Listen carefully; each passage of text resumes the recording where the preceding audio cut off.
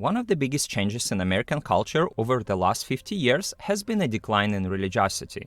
Now, almost one-third of the US population is religiously unaffiliated, and some people think this change is disastrous. Society will collapse, it's destroying our social norms, moral values, and families, because life without religion leads to misery and immorality. But this upcoming book, Goodbye Religion: The Causes and Consequences of Secularization, offers a different perspective. Hi everyone, this is Religio.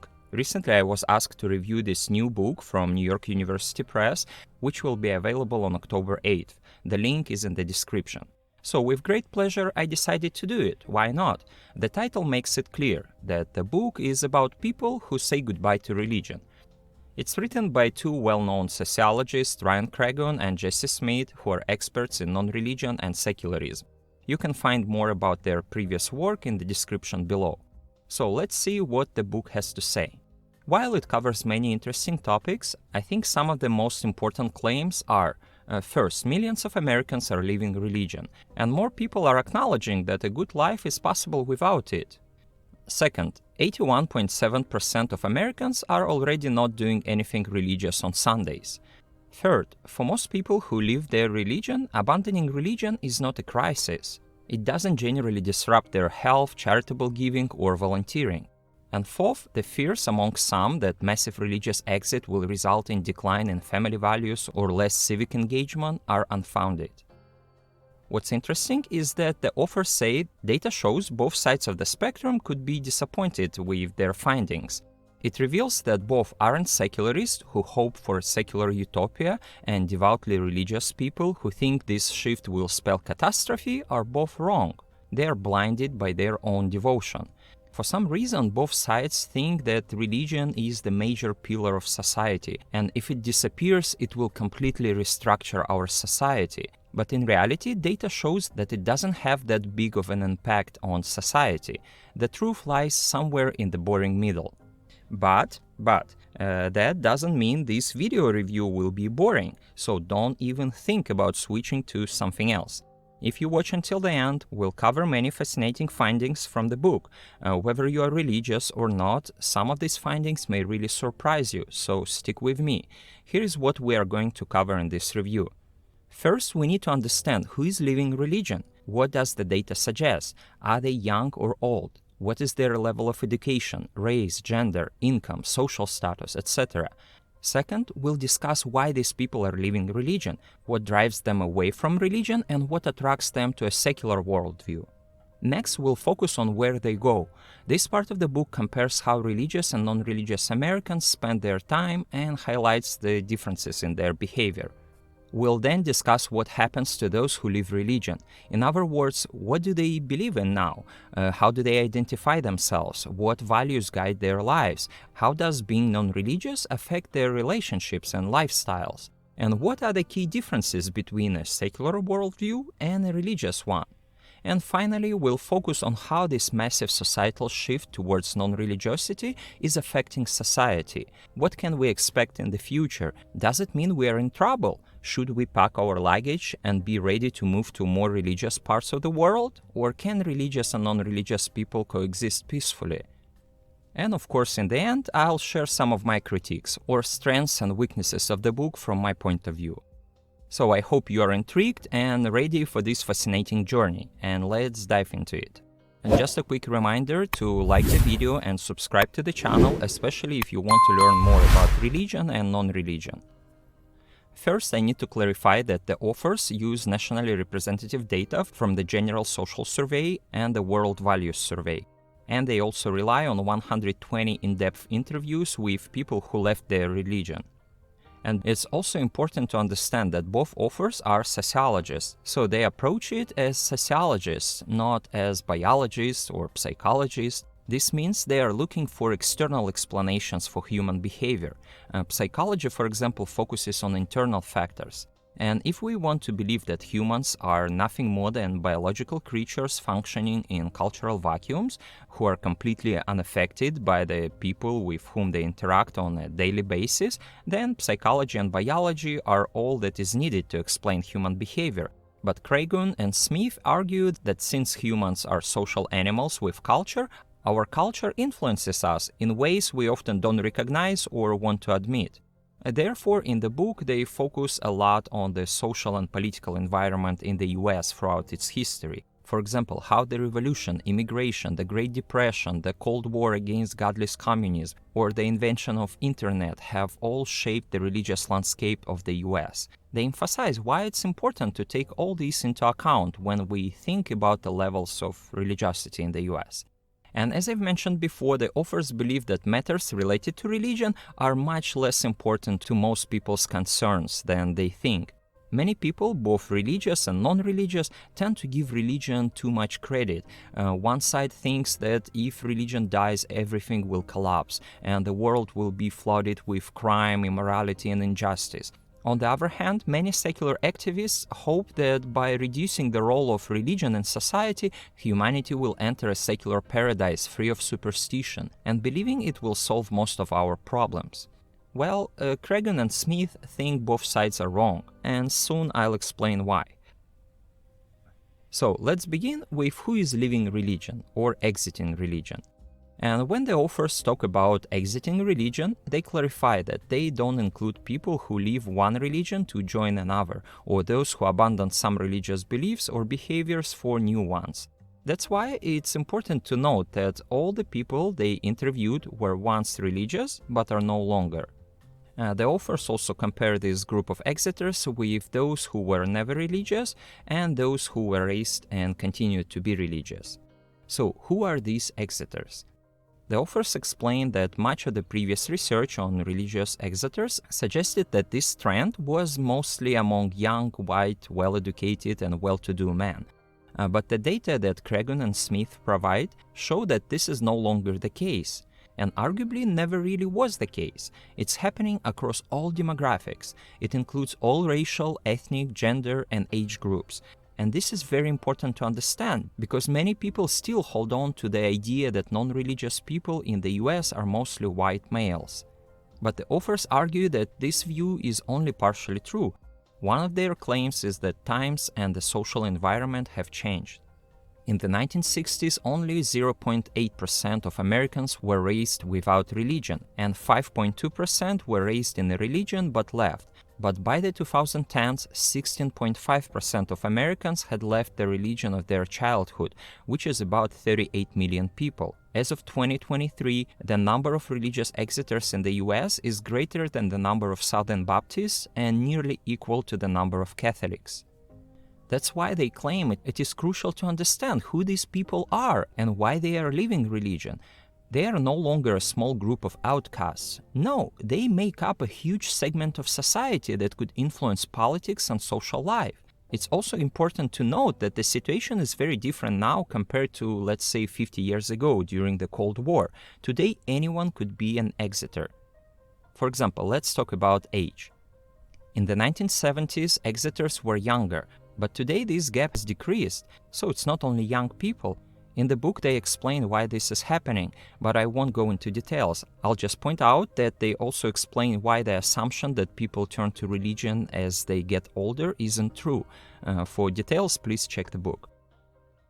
Now, let's discuss race. It's true, historically, white people were slightly more likely to leave religion than black or those of other races. But Cragun and Smith write that even in the 1970s, black individuals and individuals who identified with race as other were still leaving religion and were doing so at just slightly lower rates than white individuals. Therefore, religious exiting was never exclusive to white individuals in the US. It is a universal phenomenon affecting people of all races.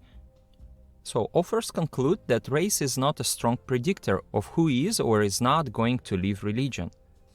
There is no reason to believe that black individuals are inherently less skeptical than white individuals when it comes to religion. But we must keep in mind that there is a problem of discrimination and stigma associated with it. There is a robust scholarly literature on the risks associated with identifying as non-religious or an atheist. You may watch this review on my channel to understand this problem. And what we find in American society is that some people are better able to manage such risks.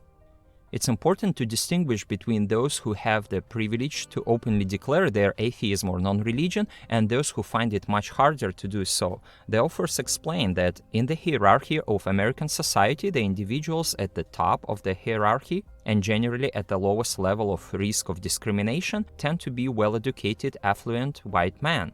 They are unlikely to experience discrimination due to their race, sex, education, or income. Such individuals can therefore afford to risk discrimination by leaving religion. This helps explain why so much of the scholarly literature on atheists tend to focus on affluent white men. They were in a social position to accept the risk of being openly atheists.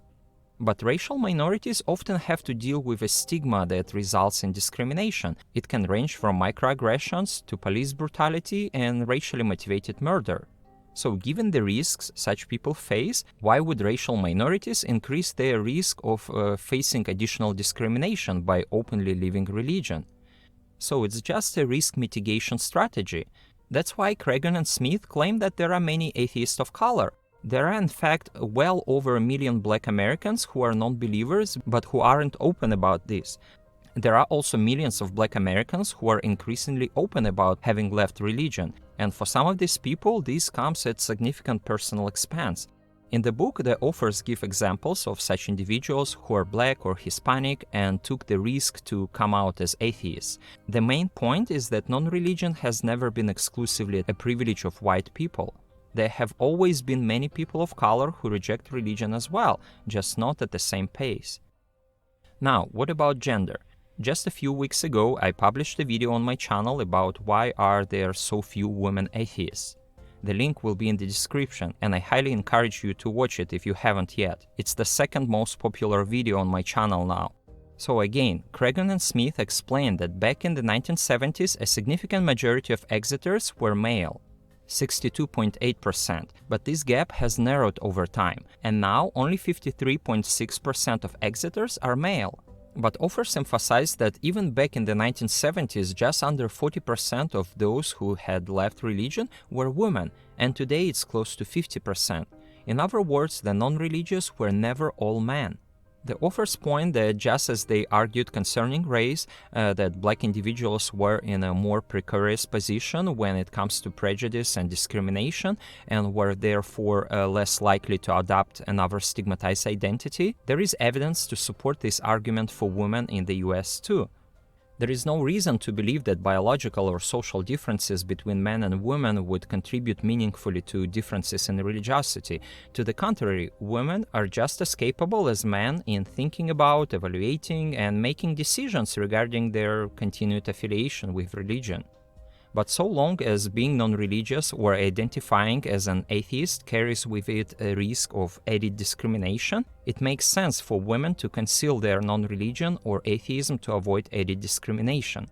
Basically, the authors conclude that if the US was truly egalitarian when it comes to race and gender, we would be surprised if there were any significant differences in religiosity between white and Black individuals, as well as other racial groups or between men and women. The authors even point they think Black individuals and women may actually be more courageous than white men in their willingness to face the discrimination that comes with rejecting religion. For white men, especially for young, heterosexual, highly educated white men, rejecting religion is now almost normative. But for women and Black individuals, especially Black women, to reject religion when there is still widespread prejudice against atheists and the non-religious takes real courage. Same thing goes with the social class. Cragun and Smith claim that it doesn't really predict religious exiting. Some scholars have suggested that being non-religious is an elitist phenomenon, and it has historically been the case that atheists are wealthier than average. But in recent decades in the US, it's simply not true. It's no longer a privilege of elite, because people from different socioeconomic backgrounds are leaving religion. For example, this figure shows that Hindus and Jews have the highest average income, while Jehovah's Witnesses and Pentecostals are at the bottom. Exiters are almost precisely in the middle of the groups examined. Quote, "Religious exiting is not a phenomenon that disproportionately occurs among the wealthy or the poor. People of all social classes are leaving religion, and that has been true for the last 50 years. Now let's also briefly discuss the education. And here the message is that the relationship between education and religiosity is complex. While higher education often correlates with lower religiosity, and there are many studies on that, Cragun and Smith claim that as exiting becoming more common, the overall impact of education on religious living diminishes. For example, many of their informants left religion before even entering college. After education, the authors discuss other factors. For example, why are people more likely to leave religion in some regions of the country than in others? Are individuals in larger cities more likely to leave religion compared to those in rural areas? Or are sexual minorities less likely to be religious? Does prior religious affiliation matter? For example, are people more likely to leave the Catholic Church than, say, Jehovah's Witnesses? And so on. So if you want to learn more about these topics, please purchase the book and also subscribe to my channel, as I'll be making separate reviews on these subjects in the future. But for now, I won't go into details. I just want to point out that the main takeaway remains the same. Religious exiters are everywhere and can be virtually anyone. There isn't a region in the US where religious exiting has not increased since the 1970s. Even in the historically most religious parts of the US, like the southern states, religious exiters make up at least 10% of the population. So these days, pretty much anyone and everywhere in the US could become a religious exiter. Therefore, one of the main conclusions of the book, as many individuals leave religions, exiters will look more and more like the population generally. The gap in religiosity between men and women and between black and white is going to continue to shrink as non-religion becomes more normative. So now we know that many Americans are indeed leaving religion. And we've discussed who these people are. But why are they leaving? First of all, don't expect an easy answer. The authors want readers to understand that people leave religion for many different reasons, and there isn't a single model or explanation for this. But they examine the issue from the ground up to understand at least some general patterns. They argue that leaving religion is similar to migration. When people immigrate from one country to another, there are push factors that force them to leave, such as war, famine, or poverty, but there are also pull factors that attract them to a new country, like a higher level of development, safety, job opportunities, low crime rates, and so on. And based on the data, the authors agree that the most common reason people exit religion in the US is that they just gradually drift away without a specific cause, often without even realizing it until it's complete. But this doesn't mean these people lack reasons for becoming secular. One of the book's main arguments is that the social context has changed. The US was once at war with godless communists, and in the mid-20th century there was strong pressure to identify as religious, but now that pressure is gone. People no longer feel social judgment if they choose to stay home and watch a movie or go hiking instead of going to church on Sunday. And here's a list of their major push factors: moral teachings, doctrines, policies, political statements, and issues with religious leaders and other members of the religious community. Let me quickly sum up some of their points. When they talk about moral teachings, they mean that instead of seeing religion as the source of people's morality, many Americans today view religious organizations as promoting things like sexual and gender inequality, racial inequality, and strict moral rules that seem pretty questionable. The authors even include a table where you can check out the positions of different churches on issues like the ordination of women, abortion, and LGBTQ rights. Then they provide both numbers and personal stories to show that non-religious people are much more supportive of equal rights for women and LGBTQ folks. And eventually they come up with the proposition: all else being equal, individuals who hold more modern, egalitarian views will be more likely to leave religion than those who hold more traditional views. The next proposition has to do with political push factor. They argue that there are very few non-religious people in the Republican Party. Only about 8% of those who have left religions and only about 12% of those who were never religious. So the proposition states, individuals who have more progressive social and political values will be more likely to leave religion than will individuals who have more conservative social and political values. Next factor has to do with doctrines and dogmas. In other words, people stop believing in the claims and teachings of their religion. Here you can see that about 38% of respondents gave that reason for why they left religion was the teachings of religions or problems with theology. Authors claim that intellectual and moral problems with the Bible, heaven, hell, and other doctrinal issues are central to religious exiting. Many people are willing to sacrifice the comforts and benefits of religion and sometimes important relationships in order to remain honest in their beliefs and committed to what they see as the truth. In the book they name other factors, but I'll skip it. Now let's discuss a bit what could serve as pull factors. And a lot of religious people think that those without religion are unhappy, they are struggling with alcohol or drugs. They see them as having no moral compass and being criminals who are physically, emotionally, psychologically, and economically impoverished because they lack the blessings of the righteous. But the authors argue that this is a fantasy meant to convince religious folks that life without religion leads to suffering and chaos. And they point out that all it takes is meeting one happy, well-adjusted non-religious person to make someone question these dark fantasies of how horrible secular life is. The authors try to debunk this stereotype and show that in reality, leaving religion behind brought many benefits for the people they interviewed.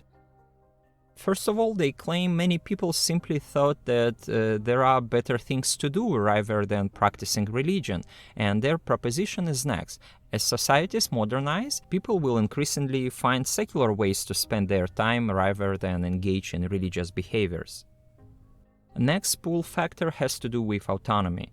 It basically means just choosing what you want to do and being able to choose what you believe, what you value, and how you decide what is right and wrong. The authors agree that lots of people are really afraid to even think about building their own morality and worldview. It seems super scary. They feel like they always need someone to tell them how to live, what's right and wrong, and what they should do. But there are also many people who find the idea of freedom and autonomy really appealing. They love being able to eat what they want, dress how they want, and not have to justify all those strange rules their religion has. In other words, they just enjoy the freedom to decide for themselves what's right and wrong. So, a lot of non-religious people really value autonomy and embrace it as they move away from religion. So the proposition is next. Individuals who place a greater value on autonomy will be more likely to leave religion than will those who place a lower value on autonomy. In the book you may find some other pull factors, but I'll mention just one more thing. It has to do with the generational change. The authors claim that perhaps the biggest reason people leave religion today is not about any specific push or pull factor. It's a move towards secularity for children and young people generally.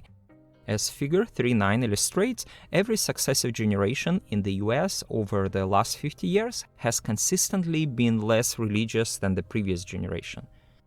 Cragun and Smith explain that no one is born with religion. Everyone has to be taught to believe in Allah, Vishnu, Zeus, or even the healing power of crystals.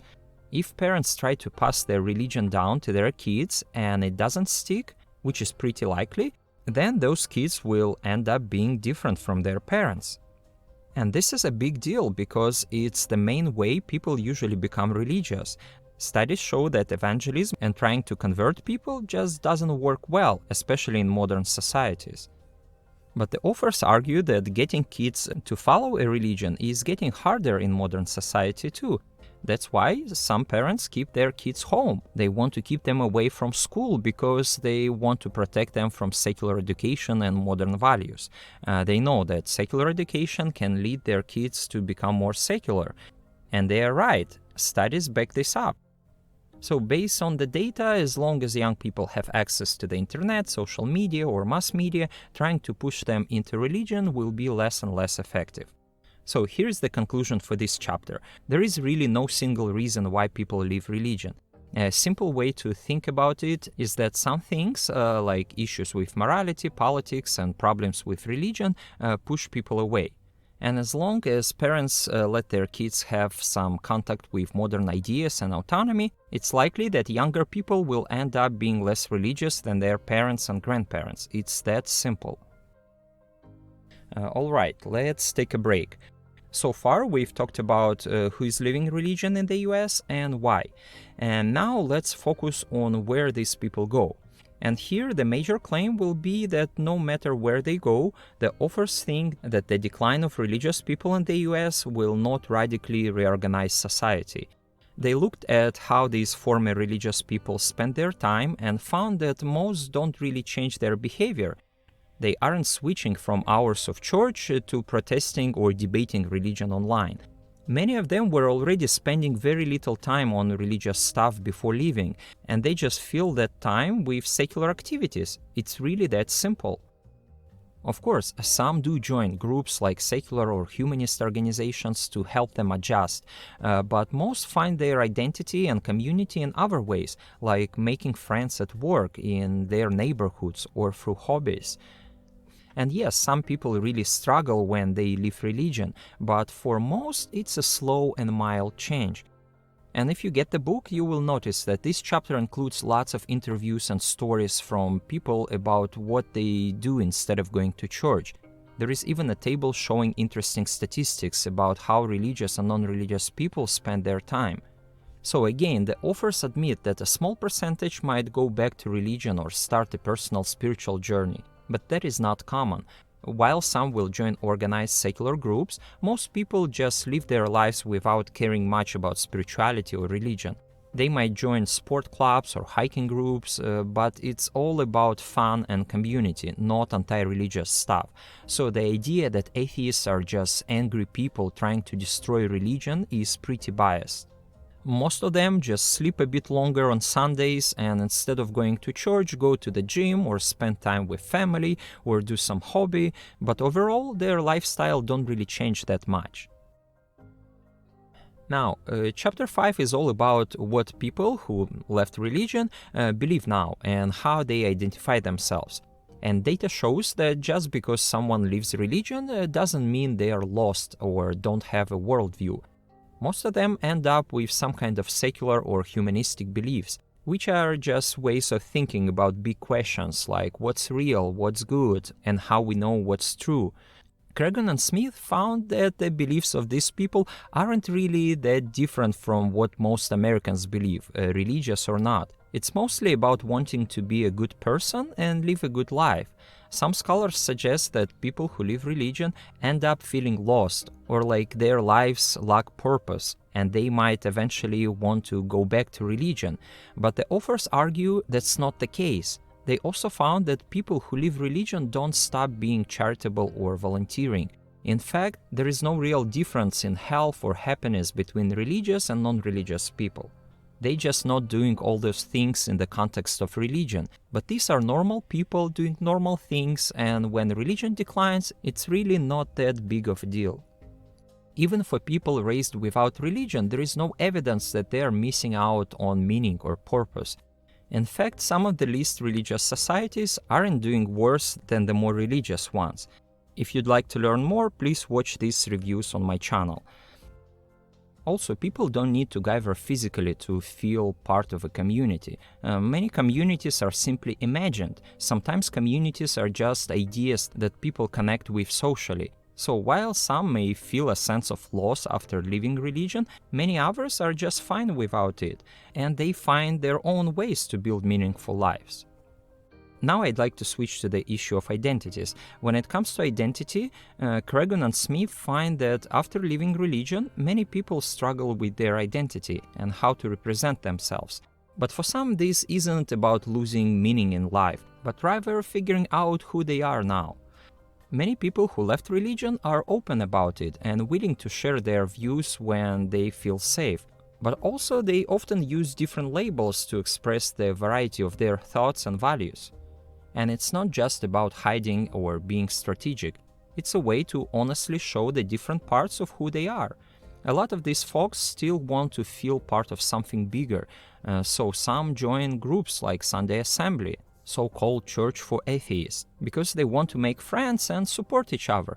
But not everyone misses the community that religion offered. Many don't feel the need for a non-religious community or identity at all. Also, as more people live religion, there is a growing interest in secular ceremonies like weddings and funerals, and that's why humanist chaplains are becoming more common. The authors point that the struggle to build a new identity isn't about missing religion. Instead, it's a normal part of being human. Sure, religion can fill this identity gap for some, but more and more people are finding they don't need religion to have a strong sense of self. It's not a longing to return to religion, it's just about wanting an identity, and you can totally have that without being religious.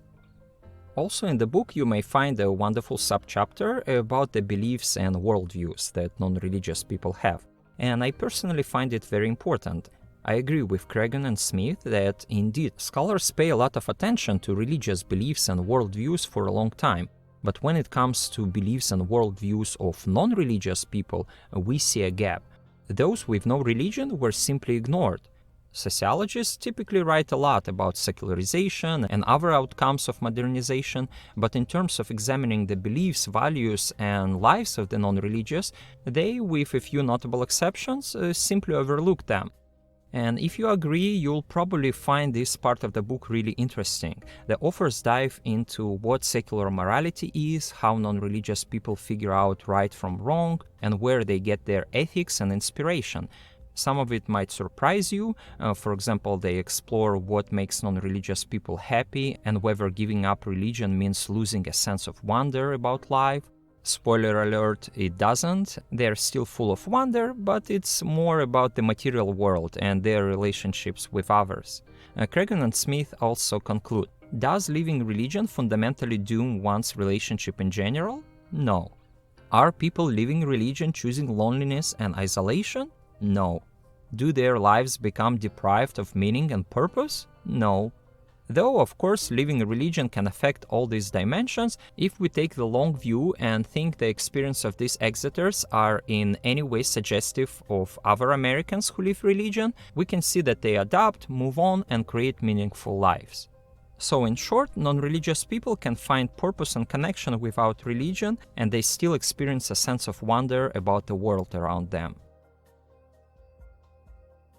And finally, in chapter 6, they talk about the concern people have about the society transitioning away from religion. And both sides, religious and non-religious people, see the decline of religiosity in the US very differently. Cragun and Smith explain that while both parties agree that more Americans are leaving religion and that secularization in the US is likely to continue, they come to totally opposite conclusions about what it means for society. Many religious people, including some religious scholars, are worried that declining religiosity could spell disaster for society, reducing prosocial behavior like charitable giving and civic engagement, and reducing health and happiness. But on the flip side, some non-religious people think that this decline is actually making America better. But the authors argue there is no much reason to believe either of these outcomes will happen. They think that declining religiosity won't cause a huge collapse in social behavior or health, nor will it create a perfect world with fewer crimes and other social problems. Overall, they think that religion isn't as important for these issues as people usually think. For some reason, both sides focus way too much on religion, but in reality, religion or non-religion doesn't have that big of an impact on society.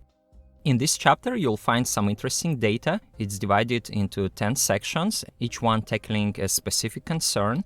You can see them on the screen. I won't go into details about them, but I really encourage you to get the book and check out the data and arguments the authors use to show how the decline in religion will affect American society.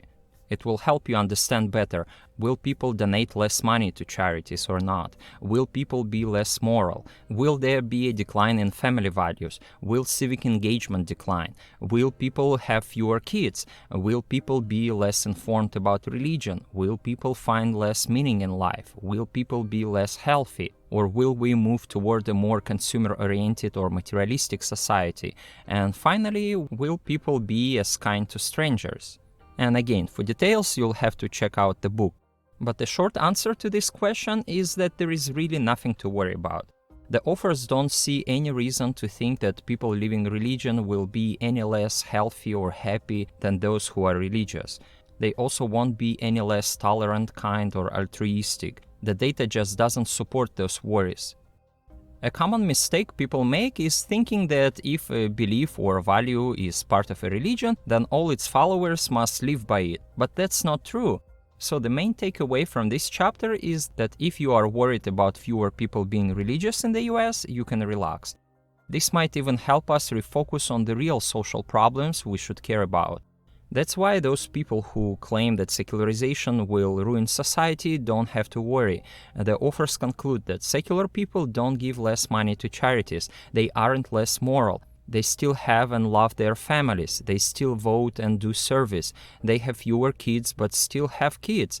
They create meaning, they're healthy, they are unlikely to be more consumption and materialism oriented, and they are actually just as nice or nicer to strangers than are the religious. In short, when people say goodbye to religion, there is no cataclysmic collapse of society. At the end, the authors hope that these findings get shared widely among both religious and non-religious folks so they can see how much they have in common.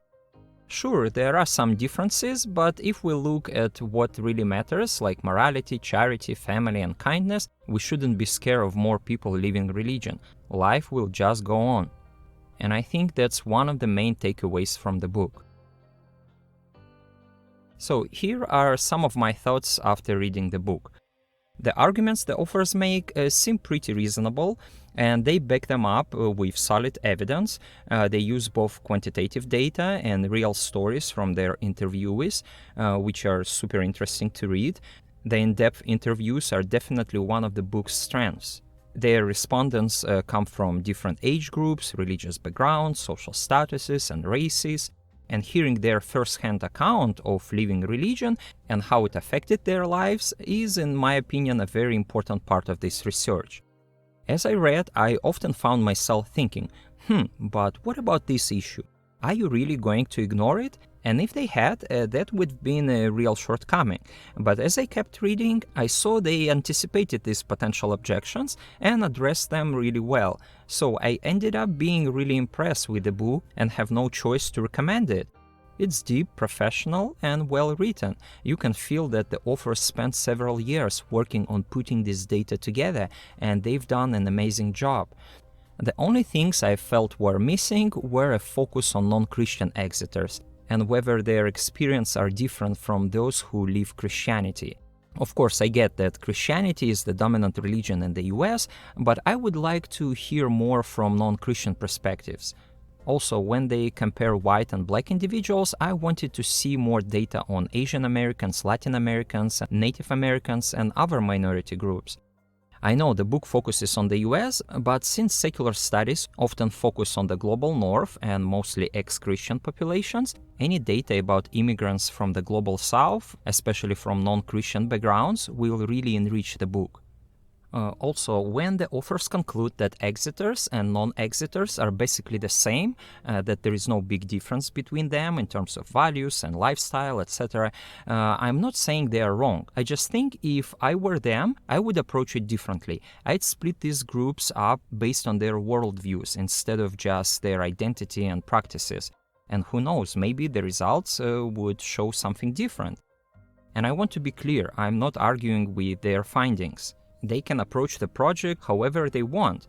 I just think I'd do it a bit differently, and I'd even call the book Goodbye Religiosity instead of Goodbye Religion. And now let me explain my logic. Just take a look at the data presented in the book on the Bible and hell. It basically shows that a lot of people, up to 35-45%, who live religion, still see the Bible as the Word of God and believe in hell or heaven. This means we are not just talking about materialists that deny all supernatural assumptions. These are people who simply don't want to be a part of any organized religion, but they might still have their own beliefs or their private form of religion, some sort of New Age soup. Because people can leave a religion but still hold on to other beliefs like spirits or astrology. That's why it makes more sense to talk about leaving religious beliefs or supernatural ideas rather than just exiting religion. And maybe it's true about many of their respondents from qualitative data, but when we discuss quantitative data, I see lots of such people. Just look at Russia. There are millions of people who call themselves Orthodox Christians, Jews, Muslims, or Buddhists. They celebrate holidays, they visit religious sites and keep things like icons or altars at home. But when you really ask them about their beliefs, you find out they see the world in pretty secular way. The same goes for the US, where there are tons of secular Hindus, Jews, Christians, and Muslims. And I think this confusion creates a gap. That's why when we look at our data, we find a paradox. Those who still identify as religious often don't believe in religious dogmas. On the other hand, there are also millions whom Cragun and Smith would identify as religious exiters, but who still believe in many supernatural concepts. So to solve this puzzle, I'd focus more on beliefs rather than just identities and practices. I think beliefs have a bigger impact on secularization.